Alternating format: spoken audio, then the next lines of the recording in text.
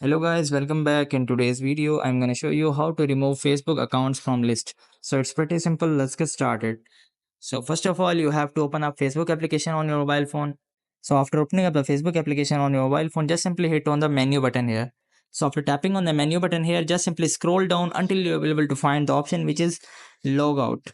So you have to just simply hit this logout button here and just simply hit the logout again, and the list of all the accounts will be visible to you. So in order to remove the all of the account, you have to just simply go to the top right corner of three dots.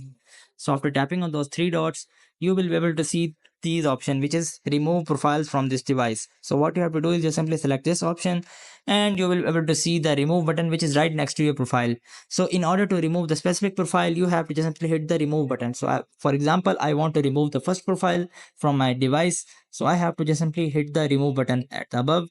So after tapping on that, click on remove again and you are good to go. So in this way, you guys can remove the list of accounts on your device on the Facebook app. So I hope this method find you well. Do like, share, subscribe. Thank you so much. Bye bye.